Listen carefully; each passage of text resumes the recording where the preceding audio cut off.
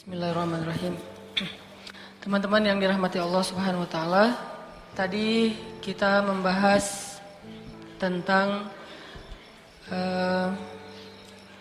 bagaimana Allah Subhanahu wa taala senang sekali kepada hamba-hamba yang beristighfar. Dan istighfar ini salah satu amalan favorit Nabi Muhammad sallallahu alaihi wasallam. Jadi kalau kita mungkin ada yang favoritnya senang push up. Sehari push up-nya 100 kali.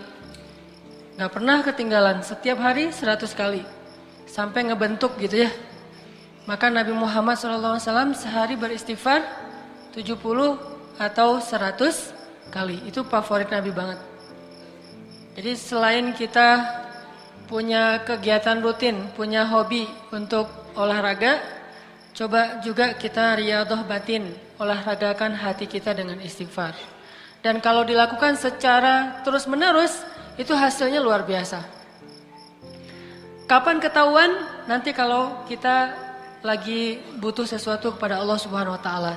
Ternyata istighfar itu membuat Allah sangat mengijabah doa kita.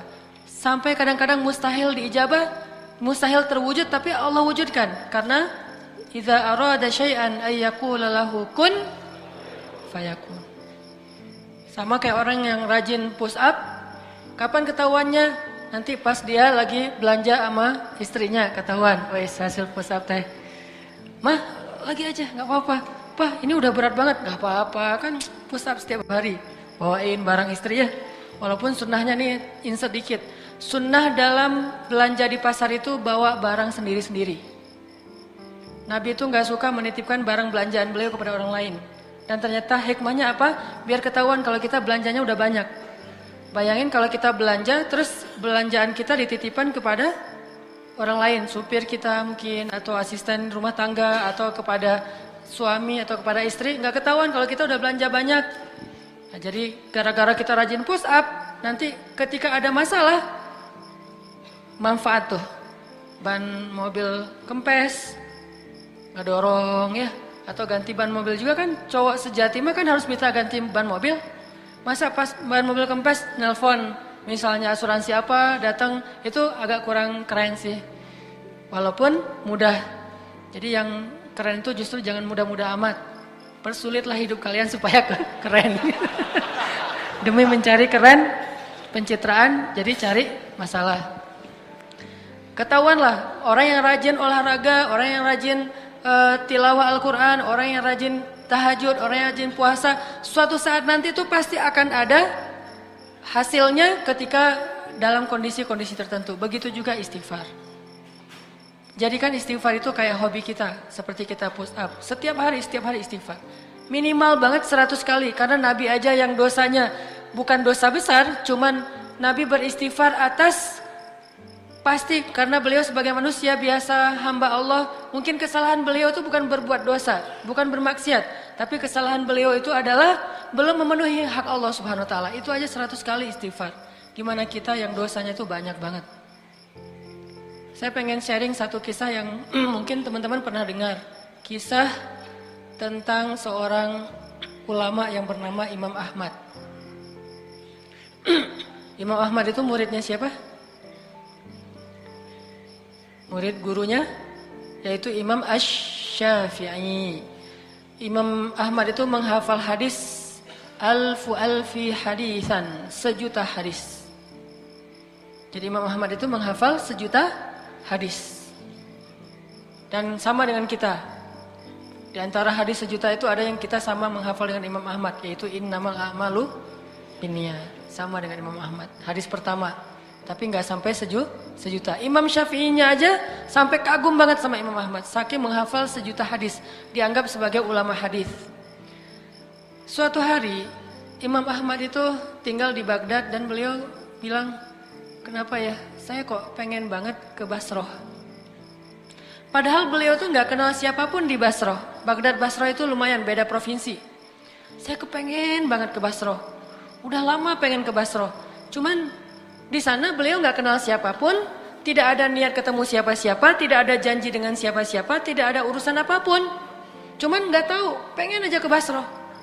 Sehingga karena kepengen terus ada kayak sesuatu yang mengganjal dalam diri beliau. kayaknya nih ada sesuatu yang harus saya tunaikan, saya harus ke Basroh. Kayak telepati gitu, kayak batin. Akhirnya beliau memutuskan berangkat ke Basroh. Saat beliau sampai di Basroh malam hari, beliau mampir ke sebuah masjid, sholat isya di situ. Setelah selesai sholat isya, beliau tidur di dalam masjid, capek. Tapi tiba-tiba datang pengurus masjid atau marbot membangunkan beliau. Hei, wahai laki-laki, ya rojul, kenapa kamu tidur di dalam masjid? Kata marbotnya teh. Kata Imam Ahmad, ana musafir, saya sedang bermusafir, saya butuh istirahat. Kata marbotnya, nggak boleh tidur dalam masjid, kamu keluar gitu. Akhirnya Imam Ahmad diusir keluar dari masjid, maka tidurlah beliau di teras masjid. Masjidnya dikunci. Pas tidur di teras masjid, marbot tadi datang lagi. Ya rojul, hei orang laki-laki, kenapa kamu tidur di sini? Lah, kan tadi nggak boleh tidur di dalam. Akhirnya saya tidur di luar. Tetap nggak boleh di dalam masjid. Ini masih area masjid. Keluar, diusir sampai ke jalan. Dalam kondisi kayak gitu, terlihatlah adegan itu kepada seorang penjual roti yang tinggal atau punya toko di depan masjid. Akhirnya dipanggil, ya rojul, kesini. Masuk, kalau kamu mau tempat bermalam, tinggallah di rumah saya. Tapi seadanya, saya mah bukan orang kaya, tinggal aja di sini. Ini ada tempat tidur kecil. Kata Imam Ahmad, baik, jazakallahu khair. Kalau boleh saya bermalam 1 malam, karena saya musafir. Tinggal di situ. Ketika Imam Ahmad sedang tinggal di situ, Imam Ahmad memperhatikan tukang roti ini bekerja, setiap kali mengaduk roti beristighfar. Ngaduk roti, ini mah roti canai. Roti Arab mah gitu. Astagfirullahalazim. Pokoknya 1 kali adukan istighfar. Ngaduk roti yang masih tepung gitu, astagfirullahalazim. Kemudian bikin roti, astagfirullahalazim. Apapun yang beliau lakukan, istighfar. Sehingga akhirnya Imam Ahmad berkata, sudah berapa lama kamu beristighfar seperti itu? Kata tukang roti, saya sudah jual roti ini selama kurang lebih 30 tahun. Dan setiap kali ngaduk saya beristighfar. Berarti dia sudah mendawamkan istighfarnya kurang lebih selama 30 tahun. Jadi hobinya tuh astagfirullahaladzim. Bukan bersiul, bukan bersenandung, bukan bernyanyi, bukan dengar MP3, tapi dia beristighfar. Atau dengan MP3-nya istighfar. Astagfirullah. Pokoknya istighfar aja. Udah 30 tahun. Lalu Imam Ahmad bertanya, kalau sudah melakukan sekian lama, terus apa hasilnya? Kata Imam Ahmad. Kata tukang roti itu, alhamdulillah wahai rajul, wahai laki-laki, tidak ada permintaan saya kecuali Allah kabulkan. Saya baru bilang ya Rob, udah Allah kabulkan. Baru bilang ya Rob, sudah Allah kabulkan. Setiap saya minta apapun, Allah kabulkan. Alhamdulillah, ini berkah dari istighfar. Karena saya yakin, kata dia, Nabi bersabda, tidaklah seseorang mulazamah atau iltizam, dia selalu beristighfar, dawam dengan istighfar, kecuali Allah Subhanahu wa taala akan memberikan jalan keluar dari setiap masalah dan mengabulkan doa-doanya dan memberikan rezeki yang tidak pernah terduga-duga. Kata laki-laki tadi, penjual roti, cuma 1 permintaan saya yang belum dikabulkan. Imam Ahmad bertanya, apa itu? Saya pernah berdoa, ya Allah, saya kagum sama Imam Ahmad bin Hanbal. Saya ingin bertemu dengan beliau. Kabulkanlah ya Allah. Langsung Imam Ahmad bertakbir, Allahu Akbar. Ternyata ini nih masalahnya. Kenapa saya kok nggak enak hati selama di Baghdad? Akhirnya saya jadi kepengen ke Basrah. Itu gara-gara istighfar laki-laki penjual roti. Istighfar dialah yang membuat Imam Ahmad jadi datang ke Basrah dan bertemu dengan laki-laki tersebut. Coba bayangin.